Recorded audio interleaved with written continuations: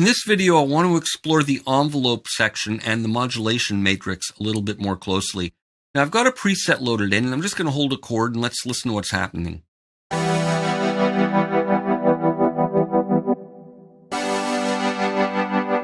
So we hear a really fast vibrato. And if I look in the matrix, we can see here that the amplifier amplitude is being modulated not just by key follow, but by the zone 1 LFO setting. So if I go to zone 1 LFO, we can see and hear that the amplitude modulation is fading up. We see the fade dials all the way here, and you'll see the waveform gradually ramp up. I could delay the onset, maybe a bit longer.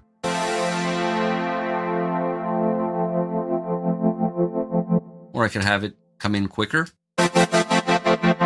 Or I can slow the rate down.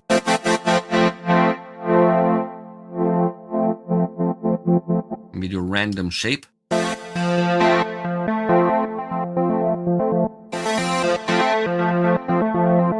Or not modulate as deeply. But let's look at the envelopes here. Let's go to the matrix, and I want to set this to 0 so that that'll basically make it inactive with no amount. There'll be no modulation. So we have two envelope displays here. There are 4 envelope types altogether. There's one envelope dedicated to the amp section and one dedicated to the filter section. We've looked at those, and one dedicated for the pitch envelope. We've looked at that as well. And there's a user envelope, which we can assign to whatever we want. And these same envelopes appear in both of these, so we can display 2 out of the 4 at a time. So let's switch this to the user envelope and look at how it works.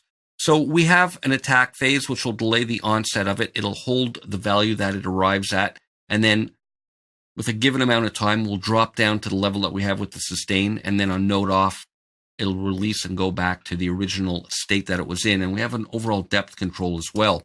So what is this going to control? Well, let's go to the modulation matrix and assign it. So here in the source, I'm going to go internal, and I'm going to go user envelope. And just so I can demonstrate how it's working, let's have it assign, or control rather, the zone pitch.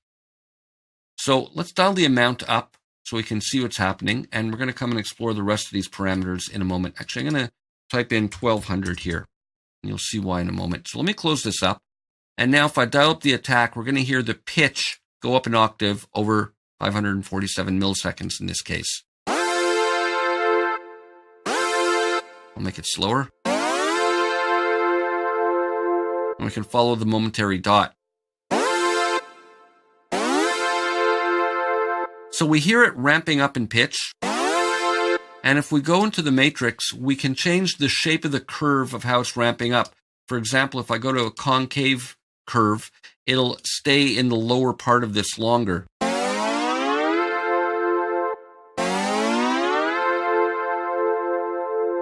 And inversely, if I go to convex, it'll ramp up more quickly to the new pitch. A lot more quickly. And then finally, we can use the switch where we just toggle between the two, kind of like a square wave. So there's just a switch over. There's no actual ramp up. Let's go back and put this to concave so we can really hear what it's doing. Now, I can invert it. So here it is uninverted. And if I invert the polarity, it's going to go down instead of up. And if I take off inverting,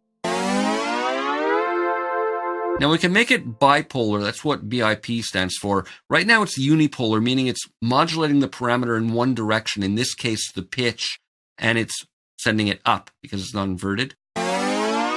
But if I go bipolar, this will switch to 2400, and it changes the range to above and below the root pitches that are being played. So it's starting an octave lower and going an octave higher, versus a unipolar mode. Now here we can assign a modifier to control the amount of this, and we looked at this in one of the previous videos with the mod wheel. let's assign aftertouch, which is key pressure for how hard you press down on the keyboard. So we can have all kinds of different types of controllers here. We have some internal ones that can be used. We can get some complex routings like this. But in this case, let's go to aftertouch. And I have this fader here set to display the amount of aftertouch that I'm producing. So if we close this, it's going to go through the envelope. Let's have a decay time and a lower sustain pedal so we can hear the effect of this. Let me take this off just for a moment. I'm going to switch this to none, and let's just set up a better envelope here. Maybe a little bit slower attack, or quicker attack rather. And let's have it drop down lower even. So now back to the matrix, I'll assign the aftertouch to be able to control that envelope. So external, aftertouch. So again, you can see the movement here, and as I engage that, you can see the movement through the envelope. Now, if I put the aftertouch on only when it gets to the top here, we're only going to hear the descending part.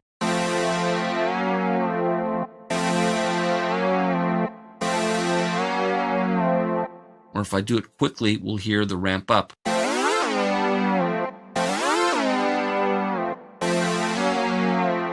So just to illustrate how these secondary controllers work, and they can have their own different curve type, the same choices. We can invert the secondary controller and also have it work bipolar.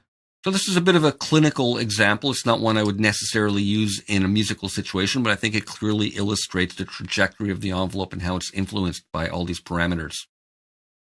Here's an example with 3 different envelopes at work, doing different things. I've got a sustained pad sound, and I've got the amp envelope ramping up and then dropping down to a lower level. And I've got the filter envelope doing a nice dramatic sweep on the frequency. And I've also got the user envelope set to amplifier and then pan, so that it's modulating the pan position. And I have that up to 100.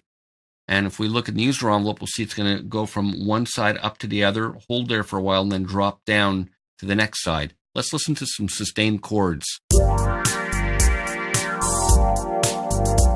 Here it is without any filter cutoff.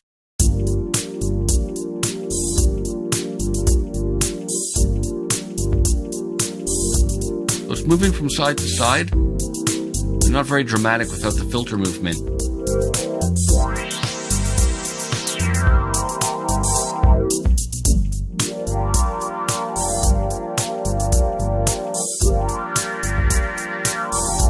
Follow the trajectory here, other side.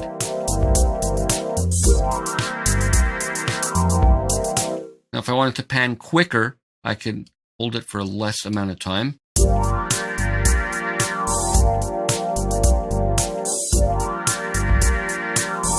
Or maybe I want it to come down but not all the way to the other side.